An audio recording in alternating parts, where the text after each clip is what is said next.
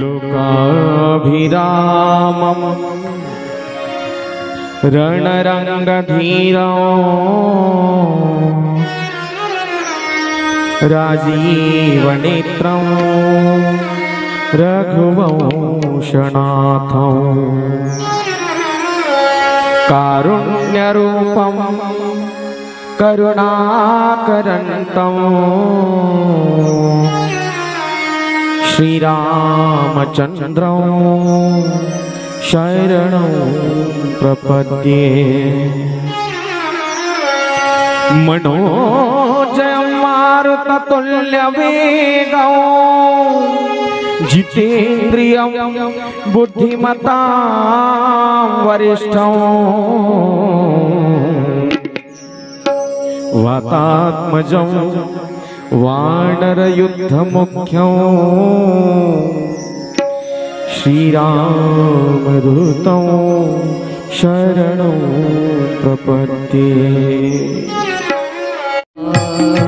श्रीराम जय राम जय जय राम, जय राम जय राम, श्रीराम जय राम जय जय राम, श्रीराम जय राम।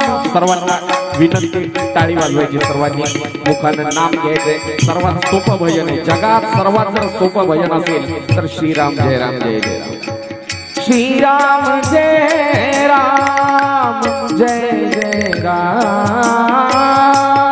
श्रीराम जय राम जय जय राम, श्रीराम जय राम जय जय राम, श्रीराम जय राम जय जय राम। हे अवधपुरी के राजा राम, अवधपुरी के राजा राम, दशरथ नंदन जय श्री राम, दशरथ नंदन जय जय राम, श्रीराम जय राम जय जय राम, श्रीराम जय राम ताली ताली,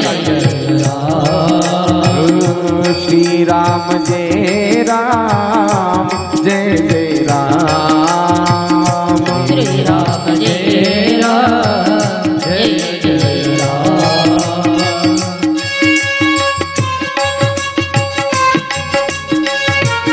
हेलो हेलो हेलो,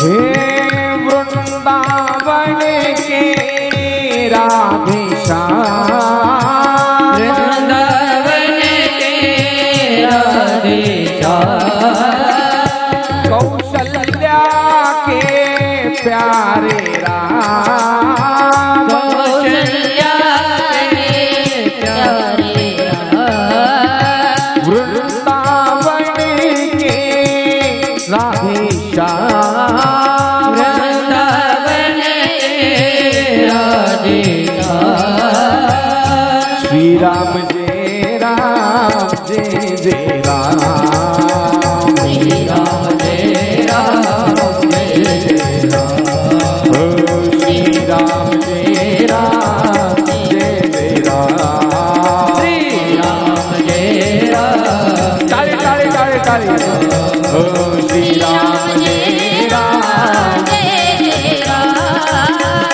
श्रीराम जय राम जय जय राम, जय जय राम।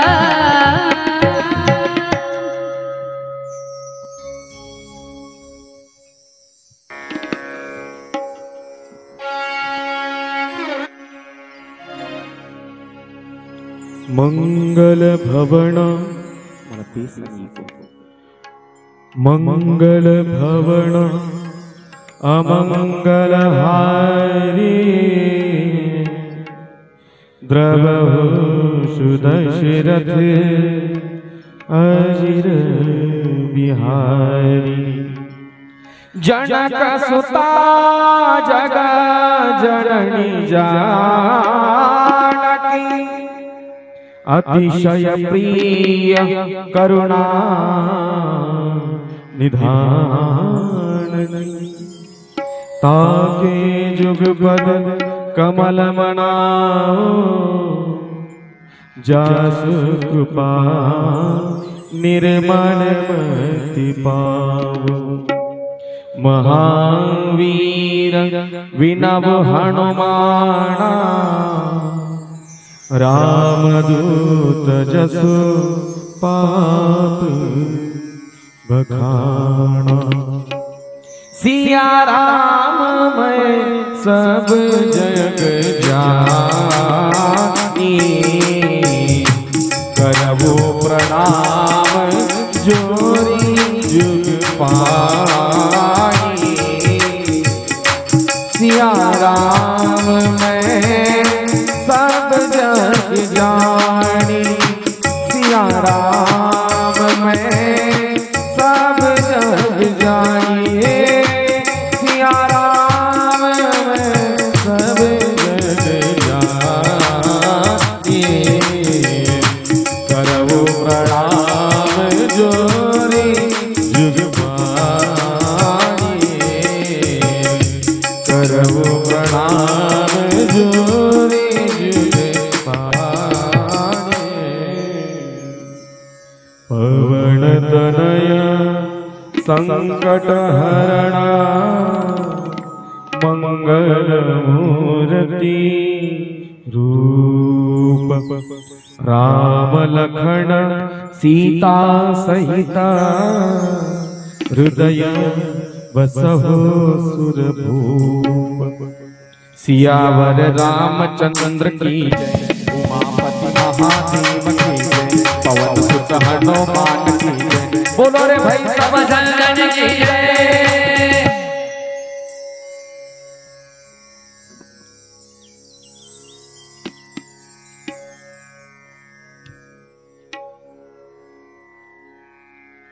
प्रभू रामचंद्राच्या चरित्राचा सुमधुर कथेचा हा आपल्या गावातील 5वा दिवस कितवा दिवस 3रा दिवस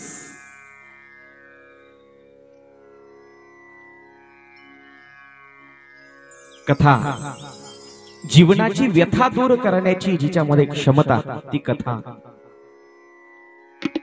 चरितम रघुनाथस्य शतकोटी प्रविस्तरम एक अक्षरम पुंसा महापातक नाशनम महापातक नाश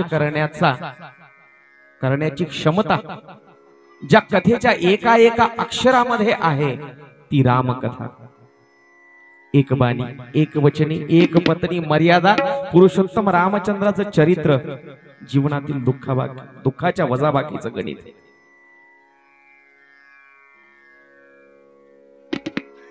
कथेसाठी उद्यापासून एक सर्वांसाठी मी शक्यतोवर असे विषय मध्ये व्यासपीठावरून बोलत नाही पण बोलण्याची वेळ येते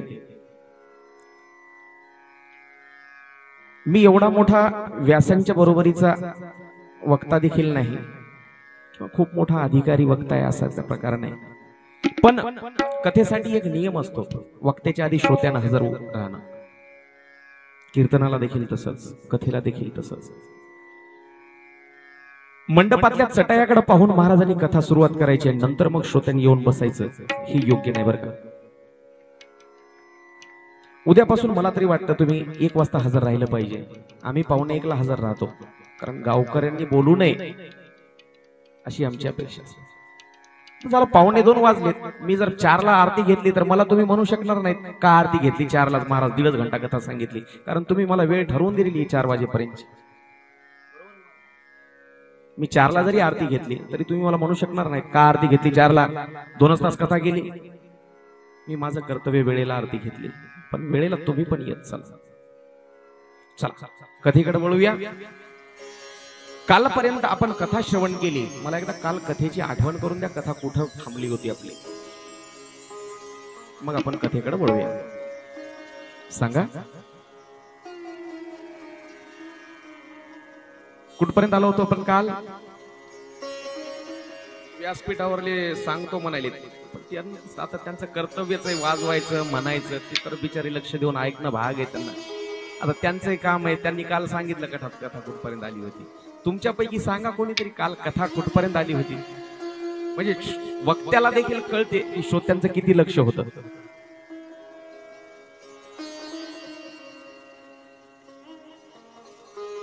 हा, परवा दिवशीचा मुक्काम कथेचा विश्राम ते सोपा होता. महादेवाचं लग्न कालचं थोडंसं अवघड होतं, लक्षात ठेवायचं. रामकथा मी सांगितलं 2 ठिकाणी चालू आहे. एक कैलासावर शिव पार्वतीला कथा सांगत आहेत. दुसरं ठिकाण सांगितलं याज्ञवल्क्य ऋषी भारद्वाजींना कथा सांगत आहेत.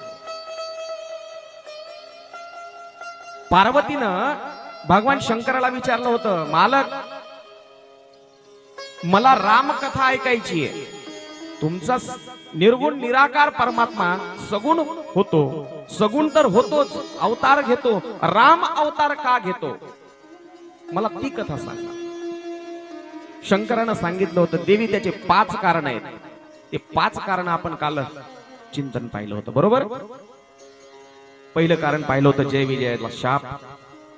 दुसरं कारण पाहिलं होतं वृंदा आणि जालंधराची कथा. तिसरं कारण पाहिलं नारदाना देवाला दिलेला शाप. चौथं कारण पाहिलं होतं मनु आणि शतरूपीची कथा. आणि 5वं कारण पाहिलं होतं सत्यकेतू राजाची कथा, प्रताप भानूची, बरोबर. इथपर्यंत काल आपण कथा पाहिली होती. आज आपल्याला प्रभू रामचंद्राचा जन्मोत्सव साजरा करायचा आहे. प्रभू रामचंद्रांचा जन्म कसा झाला, का झाला, कुठे झाला, कशा परिस्थितीमध्ये, आपला सर्व ती गोड कथा आज आपल्याला श्रवण करायची. आणि विशेष आज कथेसाठी व्यासपीठावरती मला साथ करणारे सगळे माझे सहकारी, तबल्याला हरिभक्तीपरायण गजानन महाराज कोंढूरकर, आमच्या ह्या अलीकडं दीपकराव काका आहेत. विशेष करून आज उपस्थिती लाभलेले महाराष्ट्रभर ज्यांची गोड आवाजासाठी ख्याती आहे आणि आपल्या गोड स्वभावाने देखील ते परिचित आहेत, असे आमचे राजू महाराज लिंगापूरकर, विनोद महाराज, सर्वांना व्यासपीठाकडून दंडवत प्रणाम. कार्यक्रमासाठी उत्कृष्ट अशी साऊंड सिस्टीम मंडप व्यवस्था ज्यांची आहे, आमचे असे गजूभाऊ डोलारीकर, त्यांना देखील व्यासपीठाकडून दंडवत प्रणाम. अन्नदाते सकाळचे संध्याकाळचे, त्यांना देखील व्यासपीठाकडून अनंत शुभेच्छा. भगवंताच्या या महत् कार्यामध्ये, भगीरथ कार्यामध्ये ज्यांनी ज्यांनी खारीचा वाटा उचललेला आहे, ज्यांनी ज्यांनी प्रत्यक्ष आणि अप्रत्यक्षरित्या सहकार्य करत आहेत, अशा सर्वांना व्यासपीठाकडून वंदन. कथेला सुरुवात करतात.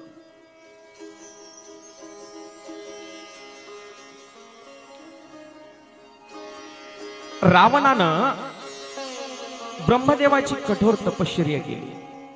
वेगवेगळे 3ही भावांना वर मागितले. फक्त बिभीषण आणि सात्विकतेचं दर्शन घडून आणलं. मला फक्त देवाची सेवा घडली पाहिजे, देवाची भक्ती घडली पाहिजे, बस. रावणानं प्रजेवर अन्याय अत्याचार केले. प्रजेवर तर केलेच केले, भावावर अन्याय केला. कुबेराचा खजिना लुटला.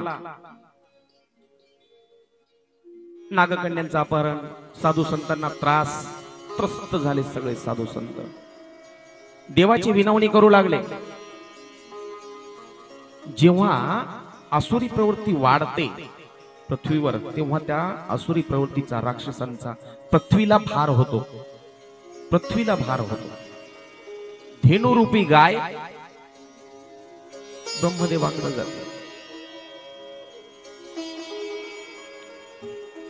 एवढी असुरी वृत्ती वाढली, रावणाचा एवढा त्रास झाला, सगळीकडं देवी देवतांना त्यानं बंदीखान्यात टाकलं. देवांसोबत युद्ध, वरुण देव सडा टाकायला, वायुदेव झाडून काढायचं काम. चांगल्या चांगल्या देवी देवाला त्यानं म्हशी वळायला ठेवलं, काही काही लोकांना गाढवं वळायला ठेवलं देवाला. एवढं रावणाचा ताकदही होती आणि भक्तीही होती.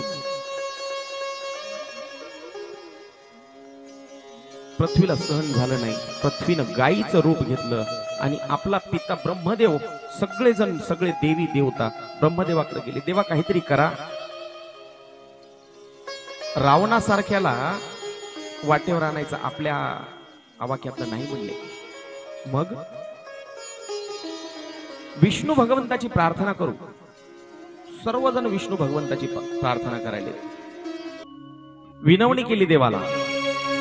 पेटून उठला वणवा सारा तिन्ही जगाला लागली आग नसे आसरा नाही निवारा जाऊ कुठे मी सांग विठ्ठला जाऊ कुठे मी सांग. आलो शरण तुला भगवंता आलो शरण तुला. सर्वांनी टाळी वाजवायची भगवंताची विनवणी करायची. खुशी तुझ्या रे भगवंता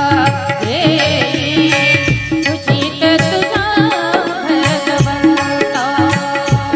आलो शरण तुला भगवंता आलो शरण तुला भगवंता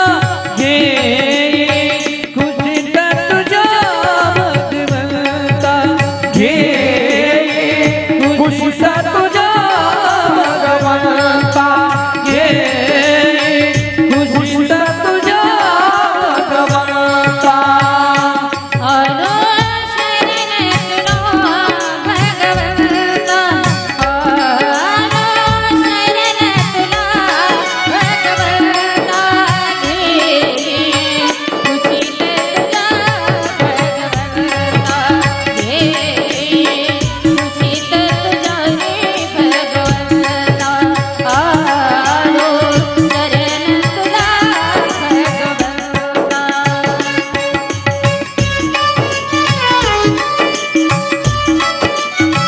जय हो.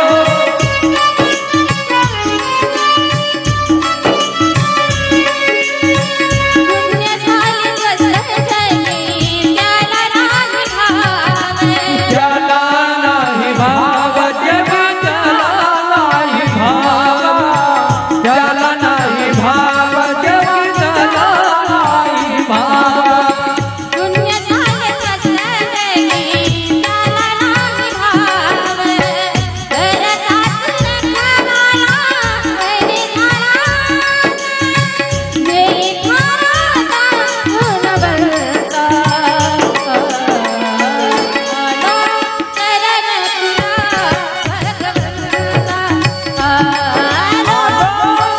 आलो शरण तुला भगवंता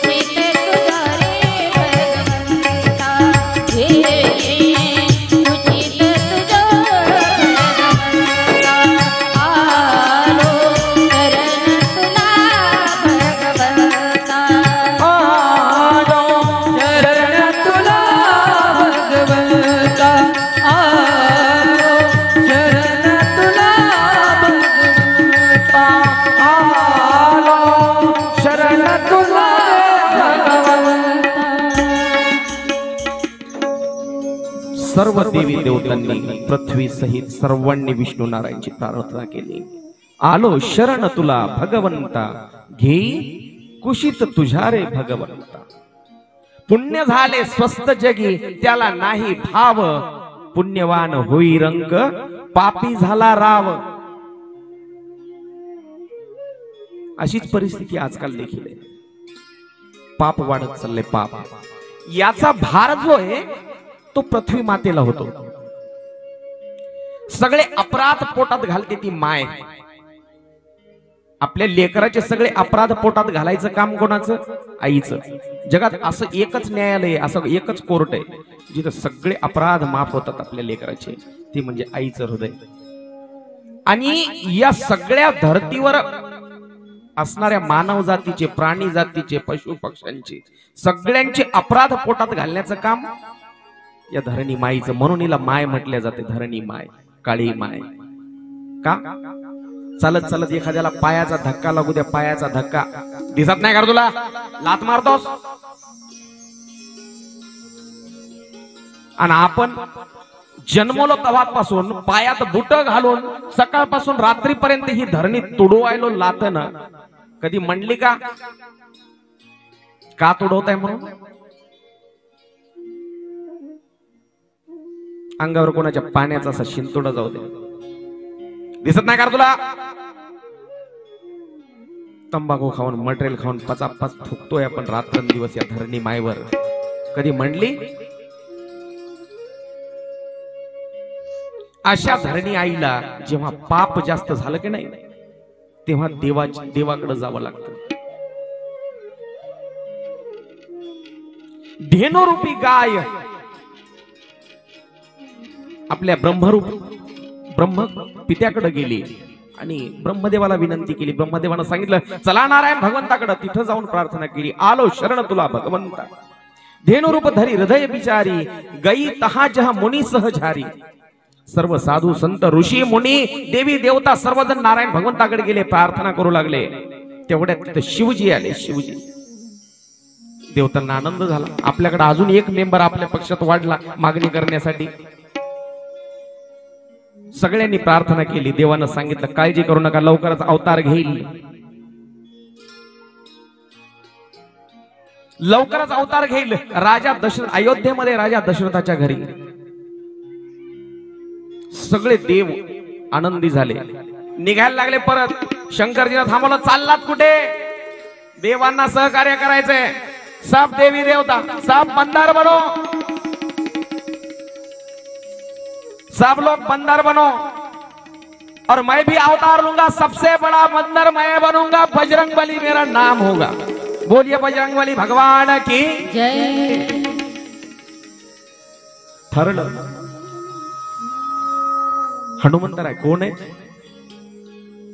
महारुद्र शंकर, स्वतः भगवान शंकर म्हणजे हनुमंतराय. बस पार्श्वभूमी आपण काल पाहिली. देवाना अवतार का घ्यावा लागला? पाप वाढलं होतं, पाप. जब जब होय धर्म की हानी, बाढ़ ही असुर अधम अभिमानी. यदा यदा ही धर्मस्य.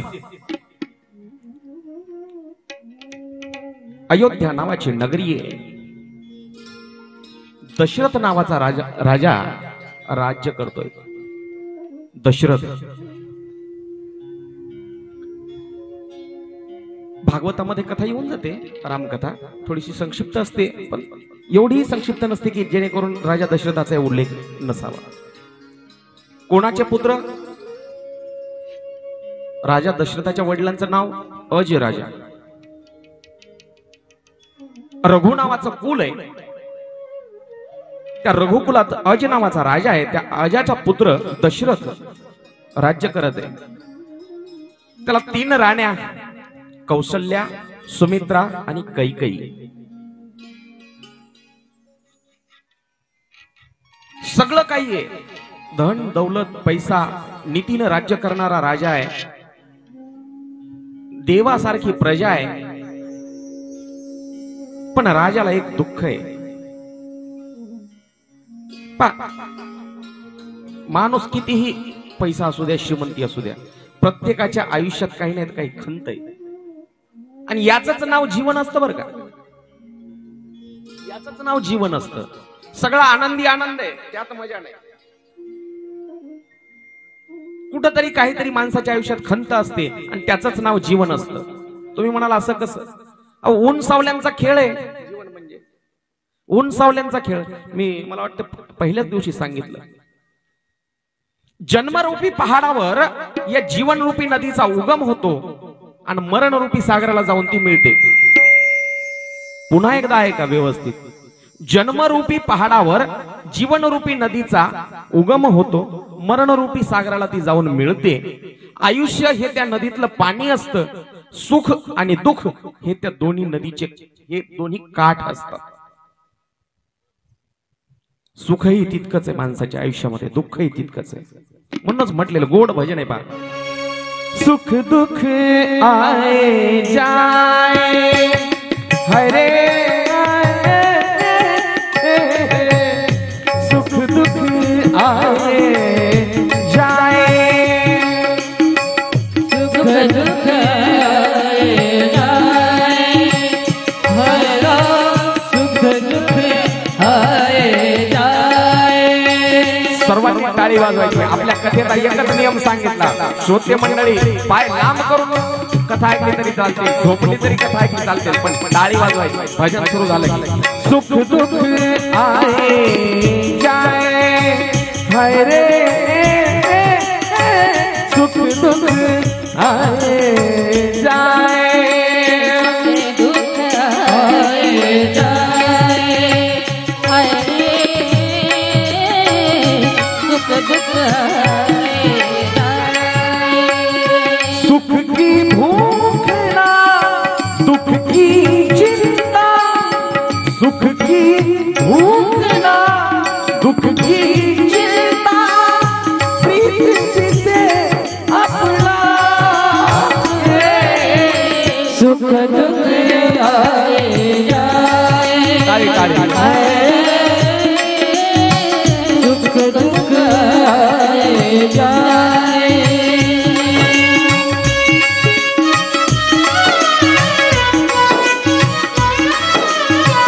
जय हो.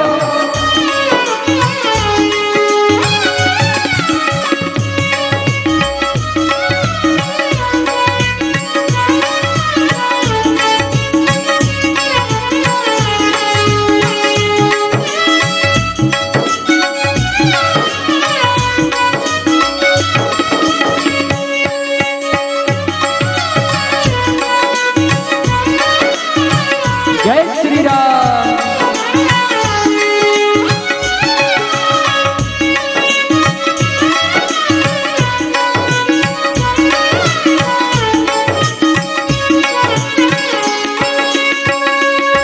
मीरा ने पिया विष क्या प्याला विष विश्वा में अमृत कर डाला मेरा ने पिया विष का प्याला विश्वा में अमृत कर डाला तेरी बाई अक्षर पढ़ के बस कबीरा गाए सुख दुख आए जाए हाय रे सुख दुख आए जाए सुख दुख आए जाए सुख दुख आए जाए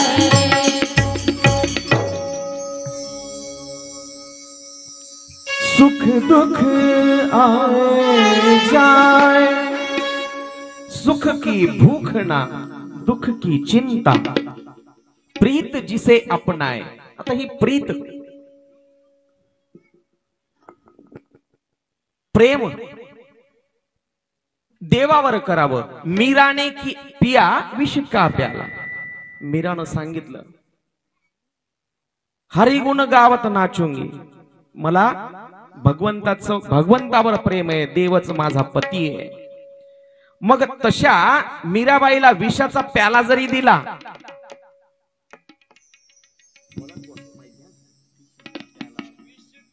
प्याला राजा जी ने भेजा विष का प्याला राजा जी ने भेजा विष का प्याला राजा जी ने भेजा विपद विपद मेरा हाशिर पग घुंघरू टाळी टाळी पग घुंघरू बांध मेरा नाच रे पग घुंघरू बांध मेरा नाच रे पग घुंघरू हे पग ढोंगर बांध मेरा नाच रे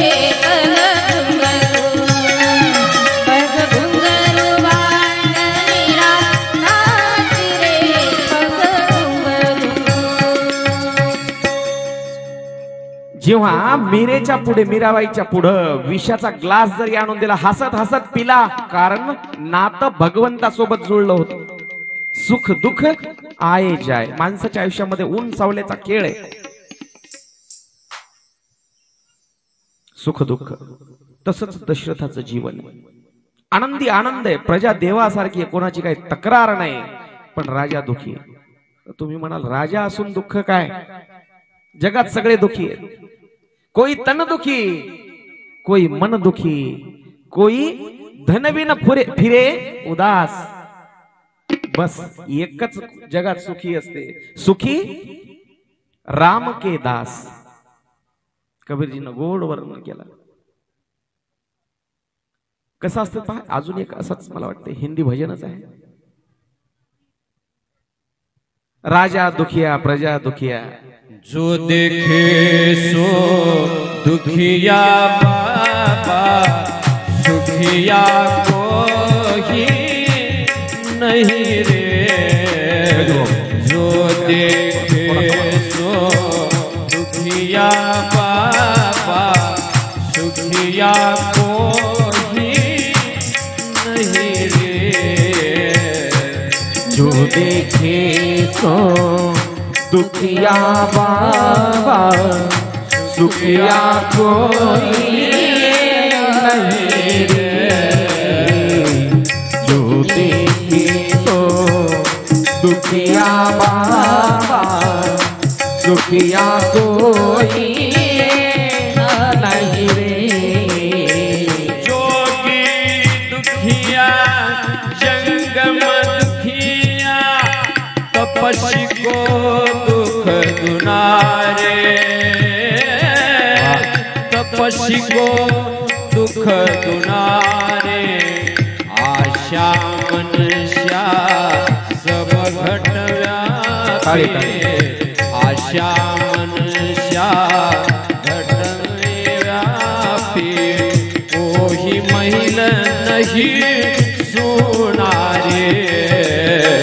जो देखे सो दुखिया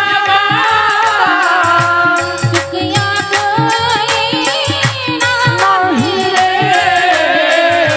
जो देखे सो सुखिया बाबा, सुखिया कोई नहीं. जो देखे सो दुखिया बाबा, जगामध्ये सुखिया कोई नाही रे. का?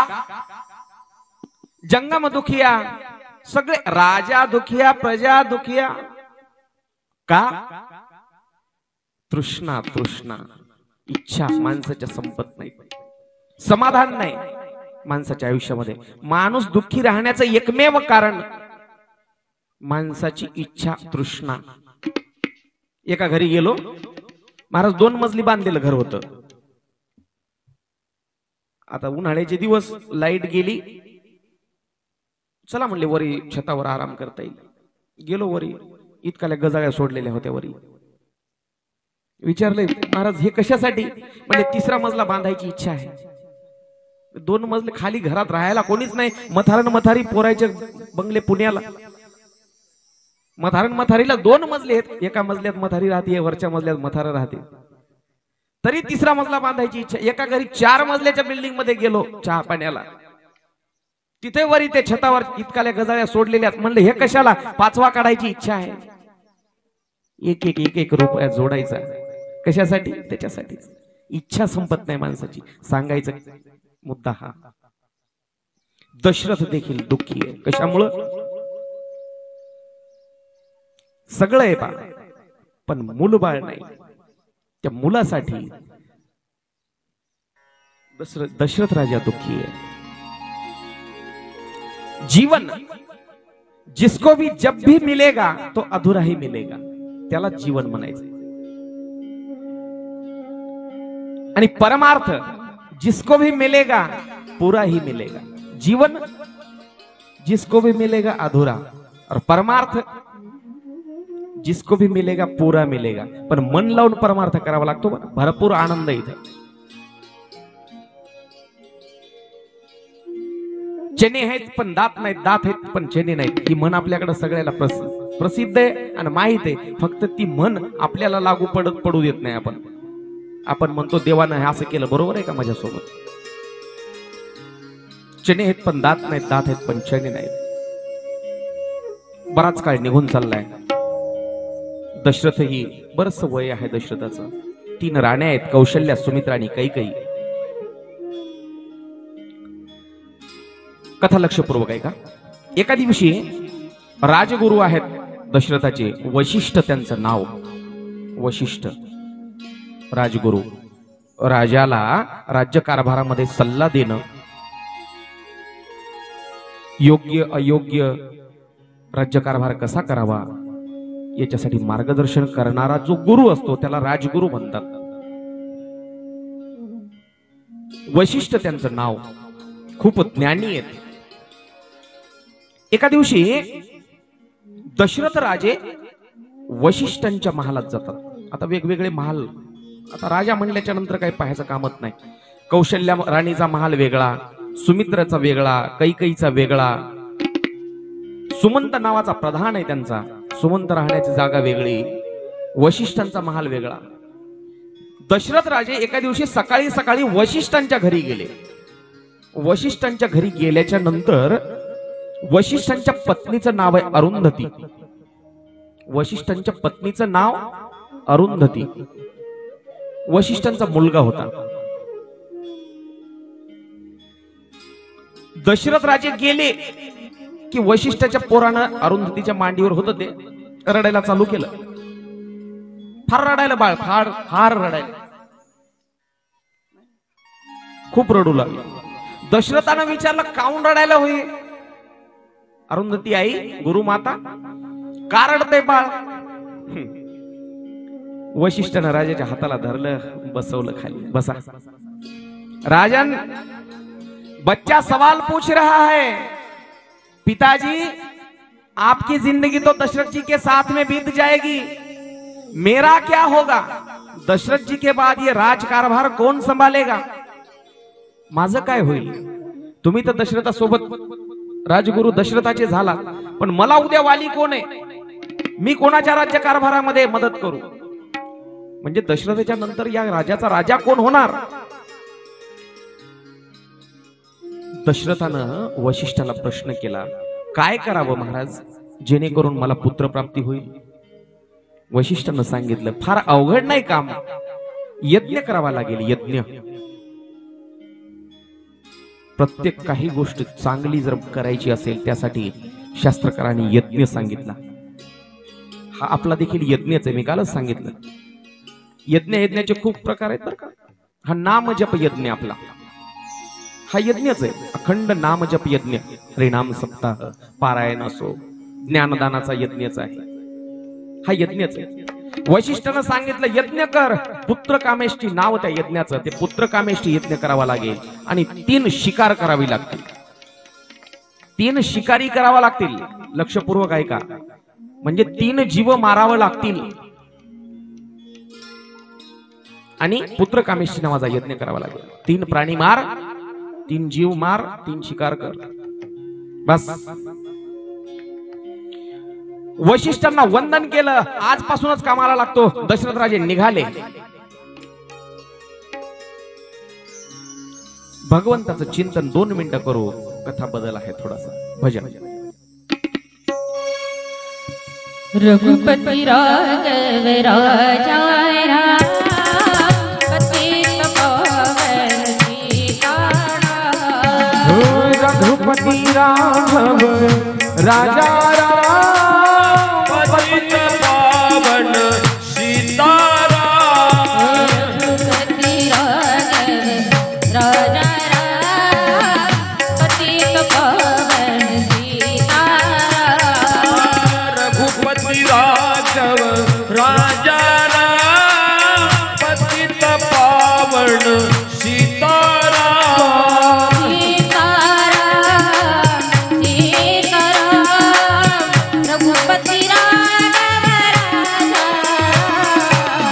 सीताराम सीताराम, रघुपति राघव सीताराम. सीताराम सीताराम, रामाचा भक्त श्री हनुमान.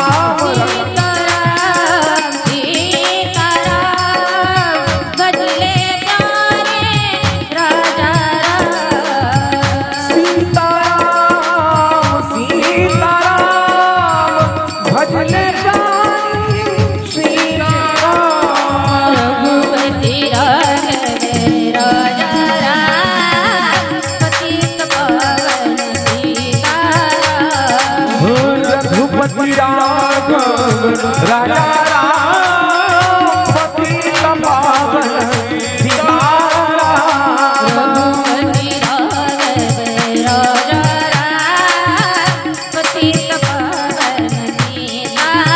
रघुपति राघव राजा राम पतित पावन सीताराम रघुपति राघव ताली ताली ताली ताली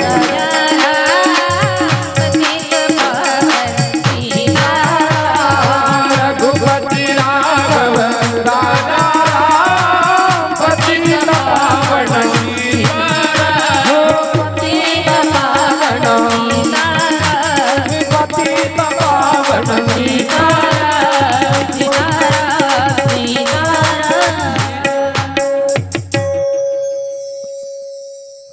वशिष्ठांच्या सांगण्यावरून राजानं एके दिवशी शिकारीला जायचं ठरवलं.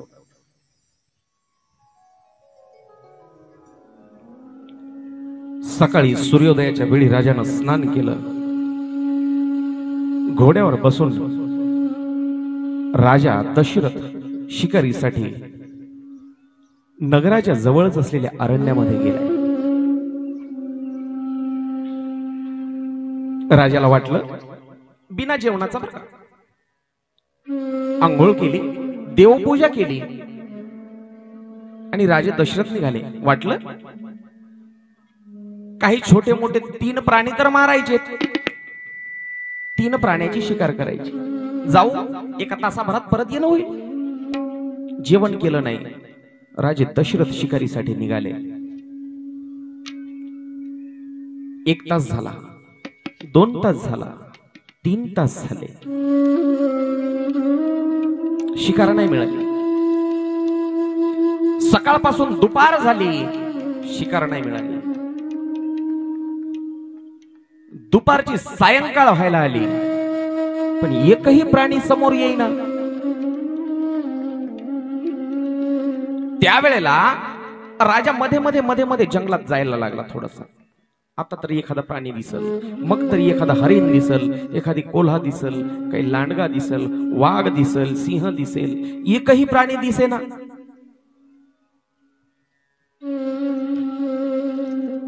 एका नदीच्या काठावर झाडावर राजा चढून बसलाय. सायंकाळ झाली, दिवस मावळायला आला. राजाला वाटलं आता संध्याकाळची वेळ होत आली. संध्याकाळच्या वेळेला नदीवर प्राणी, एखादा प्राणी, 1-2 प्राणी जर आले पाणी पिण्यासाठी तर आपल्याला इथं शिकार करता येईल. इथं झाडावर बसून राहावं. राजा झाडावर चढून बसलाय. दशरथ राजा, अयोध्येचा राजा दशरथ शिकारीची वाट पाहतोय. त्याच वेळेला त्याच जंगलामधून योगायोग पहा, नशीब माणसाला कुठं नेतं. मानस चरित्रामध्ये ही कथा थोडीशी संक्षिप्त रूपात आहे, पण मानस रत्नावली नावाचा जो ग्रंथ आहे त्या ग्रंथामध्ये ही कथा थोडीशी विस्तारानं सांगितलेली आहे. श्रावण नावाचा एक तरुण मुलगा आहे. श्रावण, आपण श्रावण बाळ म्हणतो का नाही, त्या श्रावण बाळाची कथा आहे. आपल्या अंध आई वडिलाला, आंधळे आई वडील आहे, आई ही आंधळी आहे, वडील देखील आंधळे आहेत, दोघांना कावडीत बसवलेलं आहे. कावड आजकाल माहित नाही. आजकालच्या लोकांना काय माहित असणार आहे कावड? कावडीनं पाणी भरलेलं आम्ही कधी आमच्या लहानपणी पाहिलेलं. आताच्या आमच्या नंतरचे तरुण मंडळीला काय कावडच माहित नाही. एक मोठी काठी घ्यायची, लाकूड घ्यायचं, त्याला दोन्ही बाजूनं तराजूला जसे पारडे, आता तराजू देखील काठी इलेक्ट्रॉनिक झाले महाराज, काळ बदलला. तराजूच्या पारड्यासारखे दोन्ही बाजूला 2 मोठं काहीतरी बांधायचं, त्याच्यात कावड करून आई आणि वडिलांना घेऊन काशी यात्रेला निघाला होता.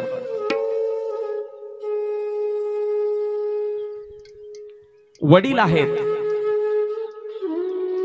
यज्ञदत्त नाव त्यांचं, श्रावणाचे आई वडील आहेत बरं का. मानस रत्नावलीच्या ग्रंथाच्या आधारे सांगतोय मी. कोणी जर कुठं काही वेगळं ऐकलं असेल तर मी क्षमा मागतो.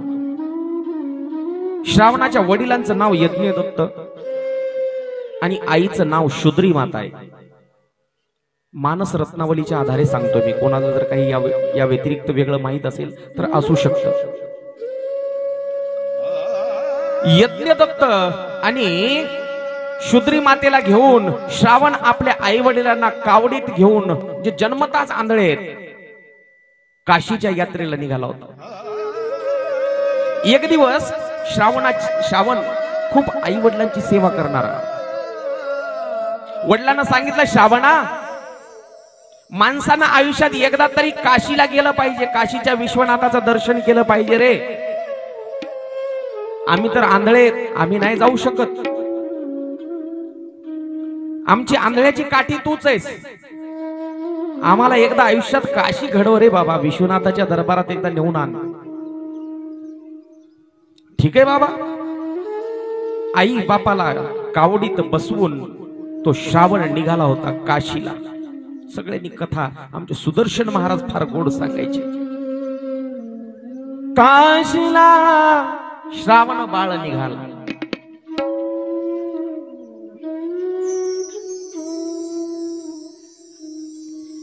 जंगलातून जात असताना सकाळपासून तहान लागली होती श्रावणाच्या आईला आणि बाबाला. पण विचार केला मनामध्ये, आपण दोघही आंधळे, किती निर्दयी आहेत आपण. लहानपणापासून या मुलाला आपण जन्म घातलाय, पण कोणतं सुख नाही दिलं, मुलाचा कधी लाड नाही केला, त्याच्या जीवावर आपण बसून खातोय. त्याला काशीला ने म्हटलं, त्यानं घेतलं खांद्यावर, धापा टाकते पोरग, उन्हात त्याला तहान लागली असेल, किती घामाघूम झाला असेल, दम लागतोय, तरी कुठं न थांबता चालतंय. आपण याला कसं सांगावं तहान लागली म्हणून. आई विचार करते, बाप विचार करते, सकाळची दुपार झाली, दुपारची संध्याकाळ झाली, सांगितलं नाही पोराला तहान लागली रे श्रावणा म्हणून. लेकरू थकला असेल, आपल्या दोघांचं वजन खांद्यावर वाहून थकून गेला असेल, घाम आला असेल, धापा टाकत आहे. आणि आता हे रस्ता असा जंगलाचा, जंगली प्राण्याचे आवाज यायलेत भोवतालून, आता कुठं याला सांगावं की तहान लागली म्हणून. जीव व्याकुळ झाला तहानेनं तेव्हा रात्रीच्या 12 वाजण्याच्या मध्यरात्रीच्या सुमाराला बापानं सांगितलं, श्रावणा बाळा तहान लागली रे.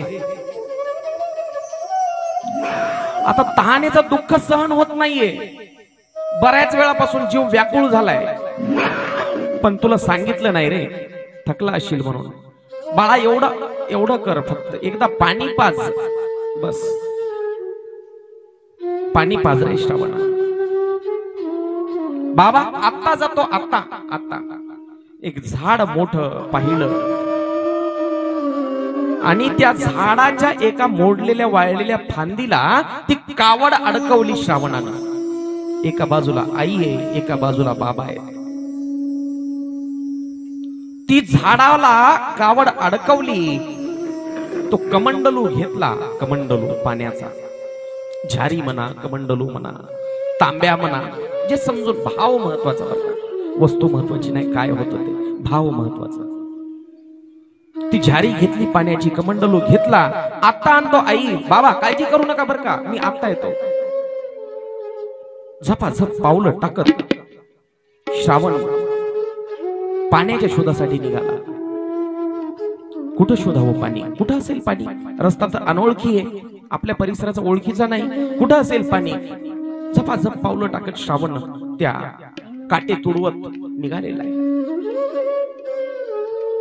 बराच अंतर चालून आला, मनात काळजी वाटते. आपल्या आई बाबाला तर दिसत नाही, एखादं जंगली जनावर येऊन आई बाबाला काही त्रास तर देणार नाही, पण पाणी नेलं पाहिजे. धावत धावत धावत धावत श्रावण पुढं आलाय. नदीचा आवाज येतोय पाणी वाहण्याचा. श्रावणाला थोडस बरं वाटलं, पाणी जवळच दिसतंय, नदी आहे वाटतं, नदी आहे. श्रावण झपाझप पावलं टाकत नदीत उतरला. उतरल्यावर थकलेल्या चेहऱ्यावर थोडस नदीतलं पाणी ओंजळीत घेतलं, तोंडावर मारलं, बरं वाटलं. एक ओंजळ पाणी ओंजळ भरून घेतलं आणि स्वतः प्याला, एकच ओंजळ. तेवढ्यात त्याला आठवण आली, आपल्या आई बापाला तहान लागलेली आहे. आपण जर इथं पाणी पित बसलो तर आई बाबा माझी तहानेनं व्याकुळ झाले, त्यांचं काय होईल? ती झारी, तो कमंडलू घेतला, पाण्यामध्ये असा बुडवला, बुडवून तोंड असं खाली त्या झारीचं, त्या कमंडलूचं असा वर केला की पाण्यात बुडबुड बुडबुड बुडबुड असा पाण्याचा आवाज यायला लागला. पाण्याचा आवाज जवळच झाडावर लपून बसलेल्या राजा दशरथानं ऐकला. दशरथाला वाटलं आपला अंदाज खरा ठरला.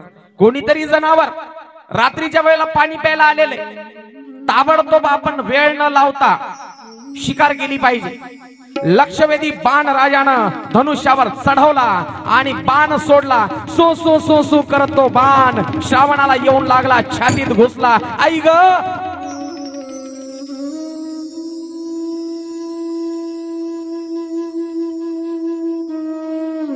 श्रावणाच्या छातीमध्ये तो बाण घुसलेला आहे. तोंडातून शब्द आई ग. दशरथाला वाटलं, पहिल्यांदा वाटलं होतं की कोणीतरी प्राणी असावा, पण आता कळून चुकलं दशरथाला. अरे रे रे, हे काय घडलं माझ्या हातून? हा तर कोणी मनुष्य दिसतोय. धाडकन राजानं झाडावरून जमिनीवर उडी मारली आणि धावत धावत श्रावण जिथं पडलेला आहे तिथं राजा दशरथ आलेला आहे. गुडघाभर पाण्याचा काठ आहे, तो गुडघाभर पाणी आहे, गुडघ्या इतकं. श्रावण कमरे इतका पाण्यामध्ये आहे, कमरेच्या वरचा भाग वर आहे नदीच्या. रक्तानं श्रावणाच्या त्या भोवतालचं सगळं पाणी लाल भडक झालेलं, लाल बुंद झालेले. हातामध्ये एका हातात कमंडलू आहे आणि एका हातानं श्रावण आपल्या छातीत घुसलेला तो बाण काढण्याचा प्रयत्न करतोय. लक्ष इकडं असू द्या. सर्वांगाचे कान करून ऐकण्याची कथा आहे. लक्ष इकडे असू द्या.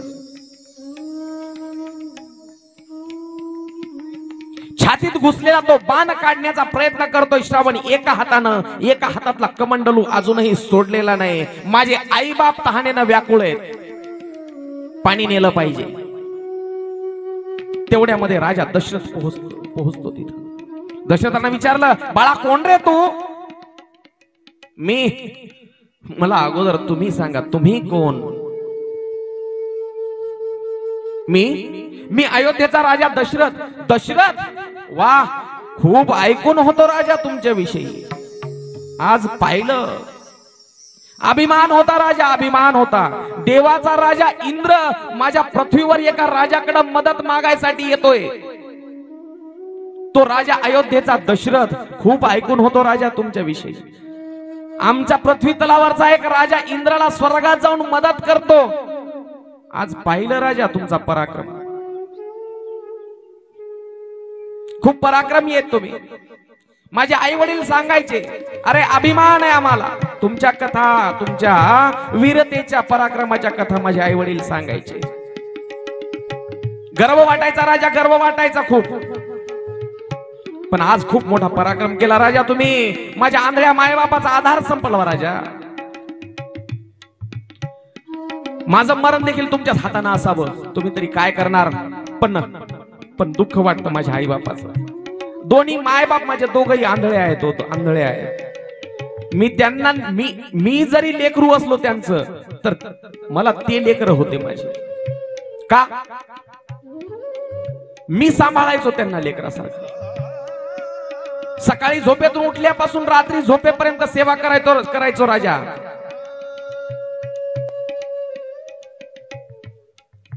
मायबाप उठायच्या आधी मी सकाळी उठायचो. मायबाप झोपेतून उठायच्या आधी मी उठायचो. त्यांच्यासाठी स्वयंपाक बनवून ठेवायचा. देवपूजा करायची. दोघांना आंघोळ घालायची, स्नान करायचं त्यांचं. जसे आई बाप आपल्या लेकराची व्यवस्था करतात तशी मी त्यांची व्यवस्था केलेली आहे. मायबाप माझे ते आहेत, पण त्यांच्यासाठी त्यांचा मायबाप मी आहे. माझ्या मायबापाचा आधार संपवला राजा. अरे एक दिवस रात्रीच्या वेळेला पाय दाबताना माझ्या बापानं इच्छा सांगितली होती, माणसानं जन्मात येऊन काशीचं दर्शन घ्यावं म्हणून. ती इच्छा पूर्ण करण्यासाठी अरे कावडीत घेऊन जात होतो, कावडीत तहानेनं व्याकुळ झालेत माझे मायबाप. श्रावण सांगतोय दशरथाला, पण घात केला रे राजा, घात केलास. पराक्रम पाहिला राजा. बस आता एकच कर, आता मी तर मरणार आहे, पण एक कर फक्त, माझ्यावर उपकार कर. राजा दशरथ अयोध्येचा राजा आहे, पण हात जोडून उभा आहे, थरथर हात कापतायत राजाचे. हे काय घडलं माझ्या हातून? मला पुत्र व्हावा, मला लेकर व्हावेत मी, म्हणून मी कोणाचं तरी लेकरू मारलं. हे काय घडलं माझ्या हातून? मला मूलबाळ व्हावं म्हणून मी कोणाचा तरी मुलगा मारावा, एवढा निष्ठुर कसा झालो मी?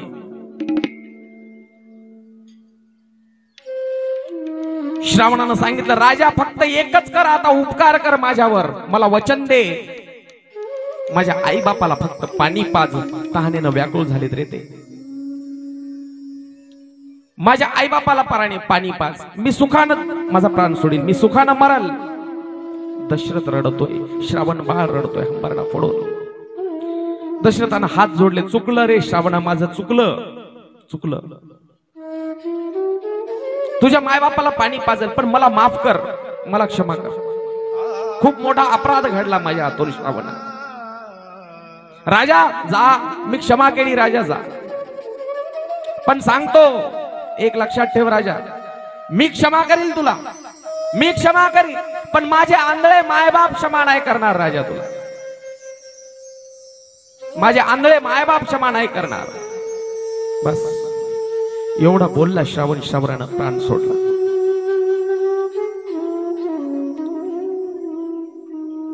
मी क्षमा करील श्रावणानं सांगितलं, पण माझे आंधळे मायबाप जे आहेत ना, ते नाही क्षमा करणार.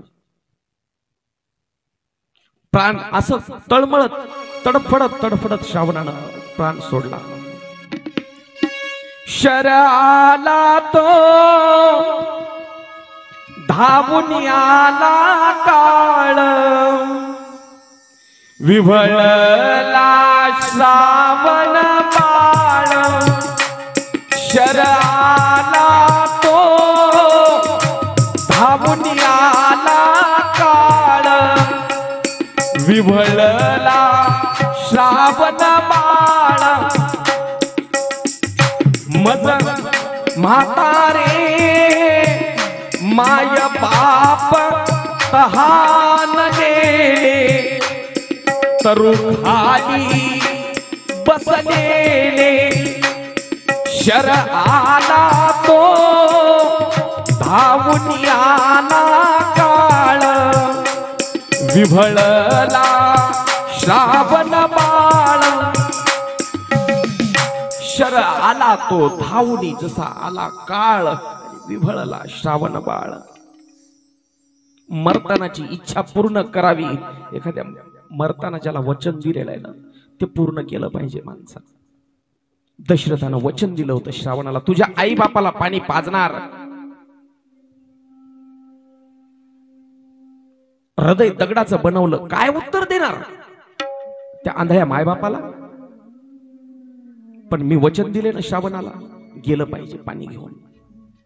त्या मरून पडलेल्या श्रावणाच्या हातातला तो कमंडलू घेतला. अजूनही कमंडलू तसाच धरलेला आहे श्रावणानं. तो कमंडलू घेतला, सगळं पाण्यामध्ये रक्त गेल्यामुळं सगळं पाणी लाल बुंद झालेलं आहे तिथलं. कमरे इतक्या पाण्यामध्ये श्रावण अर्धा पडलेला आहे पाण्यामध्ये, अर्धा जमिनीवर आहे काठावर. कमंडलू हातातला घेतला आणि थोडस पुढे जाऊन, वर जाऊन, जिथं रक्त नाहीये तिथलं पाणी त्या कमंडलू मध्ये भरून घेतलं. रात्रीची वेळ आहे, पाणी भरून घेतलं. परत एकदा श्रावणाकडे पाहावं म्हणून दशरथ राजानं श्रावणाच्या जवळ आलाय. त्या मातृपितृ भक्ताला, श्रावण बाळाला राजानं नमस्कार केला, दंडवत घातला. धन्य आहे श्रावणा तू, धन्य तुझी मातृभक्ती, धन्य तुझी पितृभक्ती. रात्रीची वेळ आहे, अंधार आहे, रातकिडे ओरडत आहेत, जनावरांचे आवाज, निशाचर प्राण्याचे जंगलातल्या. आता श्रावणाच्या आईबापाला शोधायचं कुठं? माग काढत काढत काढत राजा अंधारामध्ये थोडासा भटकतोय. त्या आंधळ्या मायबापाला एखाद्या प्राण्यानं काही त्रास तर दिला नसेल, काही नुकसान तर पोहोचवलं नसेल. शोधत शोधत शोधत दशरथ राजा तिथं येऊन पोहोचला जिथं श्रावणाचे आई बाप कावडीमध्ये. एक झाड आहे, त्या झाडाला कावड अडकवलेली लटकवलेली आहे. आंधळे मायबाप दोन्ही बाजूला बसलेले आहेत. जवळपास थोडं जवळ जाऊन थोड्या अंतरावर राजा दशरथ थांबला. हिम्मत होईना पुढे जायची. काय सांगू, कोण आहे तो विचारल्याच्या नंतर काय सांगू, माझ्या पोराचं काय झालं तर मी काय सांगू, काय उत्तर देऊ. बोलत नाहीये राजा. काय बोलावं, काय सांगावं, काय उत्तर द्यावं. श्रावण कुठे म्हटलं तर काय सांगू. दूर उभा राहिला, शांत उभा राहिलाय, आवाज होऊ दिला नाही पायाचा. मायबापाचं बोलणं चालू आहे. मायबापाचं शोक करते माय. श्रावणाची आई बापाला श्रावणाच्या म्हणते, का हो खूपच उशीर झाला नाही का, बराच वेळ झाला श्रावणाला जाऊन. किती वेळ गेला पहा. लेकरू गेलं पाण्याला, तुम्ही म्हटलात तहान लागली म्हणून. कानावर वाघाच्या डरकाळ्या यायल्यात, कुठंतरी कोल्हे भुकण्याचा आवाज यायला. वाघ सिंहाच्या डरकाळ्या. आपल्या या भयान जंगलामध्ये एखाद्या प्राण्यानं तर काही कमी जास्त तर झालं नसेल आपल्या लेकराचं. बापाला राग आला. असं काय काय बोलतेस काय तू, हा अभद्र बोलू नको ग. असं आपण कुठं निघालो, माणूस म्हणते पण कुठं निघालो आपण, देवाच्या कामाला, काशी विश्वनाथाच्या दर्शनाला. तो जगाचा बाप आहे, आपल्या लेकराला कसं काय होऊ देईल. देवाच्या कामाला निघालो ना आपण, आपल्या लेकराला काही होणार नाही. काळजी करू नको, येईल. बाप आईला धीर देतोय, पण बापाच्याही मनात शंका आहे, खरंच आपल्या लेकराला काहीतरी झालं नसेल. माय म्हणते, हो मलाही तसंच वाटते. आपल्या लेकराला तो जगाचा बाप विश्वनाथ काशीचा महादेव काही होऊ देणार नाही, पण माय आहे ना मी, म्हणून काळजी वाटते. हो खूप उशीर झालाय. दोघांची चर्चा चालू आहे. दशरथ राजा लांब उभं राहून त्यांचं बोलणं ऐकतोय, रडतोय स्वतः. राजा देहभान विसरला. काय उत्तर द्यावं या मायबापाला आंधळ्या. पायाची हालचाल झाली, पायाखालचा पाला पाचोळा आवाज आला त्याचा. पायाचा आवाज झाल्याबरोबर आंधळ्या माणसाचे जे पंचेंद्रिय असतात फार तीक्ष्ण असतात पा. बाकीचे कानानं आवाज ऐकला श्रावणाच्या आई बापानं. माय म्हणली, बाळा आलास का रे, बोलत का नाही श्रावणा. बाळा रात्री उशिरा पाठवलं म्हणून राग आला कर तुला, म्हणून रुसला का बाळा तू. आता परत नाही रात्रभर त्रास देणार रे, खूप तहान लागली होती. हे बघ पाणी मिळालं नसेल तर काही हरकत नाही, पण बोल रे बाळा, असा रुसून बसू नकोस. ये तसाच ये बाळा, चल ये जवळ ये. पाणी प्यायची आता इच्छा नाही रे, फक्त एकदा काशीला पोहोचव. काशी विश्वनाथाचं दर्शन झालं ना बस, आम्ही सुखानं प्राण सोडू. एकच इच्छा आहे शेवटची, बस मरायच्या वेळेला आम्हाला आमच्या आंधळ्या मायबापाला बस आमचा श्रावण बाळ जवळ पाहिजे. बस एकच इच्छा. ये बाळा ये रे श्रावणा. खूप हाका मारले श्रावणाच्या आईनं बापानं, श्रावणा, पण श्रावण बोलायला तयार नाहीये. दशरथाला वाटलं काय उत्तर द्यावं, काय आंधळ्या मायबापाला कीव आली, दया आली दशरथाला. माझ्या या पाषाण हृदयाकडून काय घडला अपराध. अरे अरे, मी स्वतःच्या पुत्रासाठी, स्वतःला मुलगा व्हावा म्हणून मी या दुसऱ्या आंधळ्या मायबापाचा आधार हिरावून घेतला. आई बाप रडतायत. श्रावणा सगळं बळ एकवटलं श्रावणाच्या आई बापानं. श्रावणा ये रे बाळा रुसू नको, श्रावणा पाषाण आलाय, पाझर फुटेल अशा आवाजात आईनं हाक मारली, आक्रोश केला. श्रावणा अरे प्राण निघून जातील रे आमचे, बोलत का नाहीस?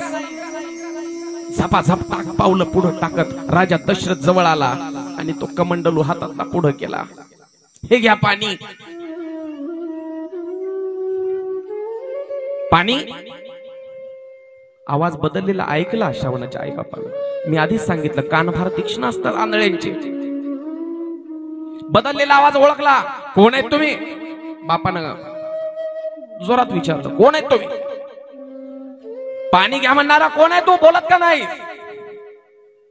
मी अयोध्येचा राजा दशरथ. दशरथ? हो मायबाप. अरे तू का आला पाणी घेऊन? आणावं लागलं मला. म्हणजे असं कोड्यात नको बोलू. अरे आमच्या या भयानक जंगलामध्ये आमच्या लेकरावर काही संकट तर नाही? एखाद्या जनावरानं तर काही हल्ला केला नाही ना? नाही नाही नाही महाराज, नाही नाही मायबाप, नाही. जंगलातल्या पशून, जंगलातल्या प्राण्यानं नाही, या अयोध्येच्या दशरथ राजा नावाच्या या पशून, या जनावरानं हल्ला केला. हो, पशुला देखील एक दर्जा आहे. त्या पशु नावाच्या पशुच्या दर्जापेक्षा एक खालच्या दर्जाचा मी ठरलो या दशरथानं. काय काय काय झालं? अहो या दशरथ नावाच्या जनावरानं मारलं तुमच्या श्रावणाला. राजा आमच्या श्रावणाला मारून आमच्या समोर उभा राहिलास, लाज वाटत नाही? अरे मायबापाच्या कंबरल्यात लाता घालणारे पोर आहेत रे आजकालचे. पण आमच्या आंधळ्या मायबापासाठी पाणी आणायला गेलेलं माझं लेकरू, त्याला मारलंस? अरे आमचा मुलगा नव्हता तो, मुलगा नव्हता, आम्ही त्याची मुलं होतो रे. आमच्या आंधळ्याचा मायबाप होता तो. आमचा मायबाप मारलास आणि पुन्हा तोंड दाखवायला इथं आमच्या समोर आलास. फेक ते पाणी. नको तुझं पाणी, पिणार नाही पाणी, फेक तिकडा. आणि एक सांगतो, आता आम्ही प्राणही ठेवणार नाही, नाही जगायचं आम्हाला. पण लक्षात ठेव, आम्ही आमच्या श्रावणाच्या विरहानं मरतोय. आम्ही आमच्या श्रावणाच्या विरहानं मरतोय. तूही तुझ्या पुत्राच्या विरहानं मरशील राजा, तूही मरशील, तुझ्या पुत्राच्या वियोगानं मरशील. आता आमचा श्रावण पाणी पाजायला नाही, पण लक्ष ठेव, तुझा एकही पुत्र पाणी पाजायला तुझ्या जवळ राहणार नाही. बस श्रावण म्हणत म्हणत श्रावणाच्या आई बापन तडफडून प्राण सोडला राजाच्या समोर. दशरथाचं काही एक चाललं नाही. दशरथानं एक चिता रचली, चिता. त्या एका चितेवर तिघांची एकच चिता. श्रावणाची आई आणि बाबा एका चितेवर तीनही मृतदेह शरीर ठेवून, पार्थिव शरीर ठेवले आणि अग्नी दिला. अजून रात्र संपलेली नाहीये, अंधारच आहे अजून. त्या अंधारातच राजा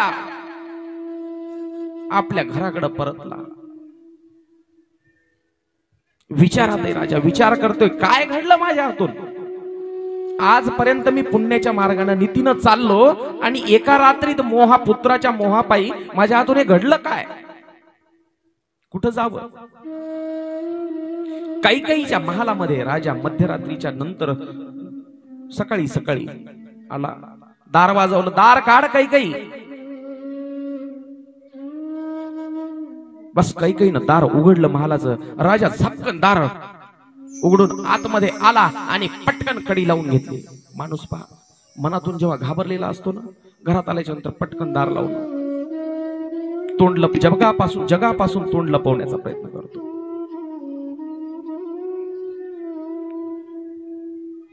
आतून दाराला कडी लावली आणि कैकेयीच्या गळ्यात मांडीवर पडून राजा अक्षरशः ढसा ढसा रडला. एखाद्या आई जवळ मुलानं रडावं की नाही, तसा राजा आपल्या कैकेयी राणी जवळ रडला. राजाला थोडस शांत होऊ दिलं कैकईनं आणि मग विचारलं, काय झालं राजा, तुम्ही रडताय? अयोध्येचा राजा दशरथ रडतोय, का रडताय तुम्ही? काय सांगू कैकई, जंगलातून जिवंत वापस आलोय म्हणून रडतोय. नाही जिवंत वापस यायला पाहिजे होतं मी. अहो झालं तरी काय सांगा मला. अगं स्वतःला लेकरू होण्यासाठी गेलो, पण दुसऱ्याच्या एका गोऱ्या गोमट्या लेकराला मारून आलो राणी. नुसतं मारून नाही आलो, त्याच्या विरहानं त्याचे आंधळे मायबाप मेले, तिघांनाही अग्नी डाग देऊन आलो. काय घडलं माझ्या हातून? शांत व्हा, शांत व्हा मालक, शांत व्हा, शोक करू नका. नाही राणी, मरताना शाप दिला त्या आंधळ्या मायबापानं त्याच्या हृदयापासून. काय शाप दिला त्यांनी? राजा, मी जसा मरतोय, आम्ही जसे मरतोय पुत्राच्या वियोगानं, तूही तसाच मरशील. शब्द लक्षात ठेवा काही, हे राजा दशरथाचे. बस कैकईने विचार केला, राजाला शाप मिळालेला आहे. काय? राजा पुत्राच्या वियोगानं मरणार आहे. पुढचं रामायण याच शब्दावर आधारित आहे सगळं बरं का. राजा दशरथ पुत्राच्या वियोगानं मरणार आहे. बरेच दिवस निघून गेले. एकदा भजन करू, पुढची कथा पाहू.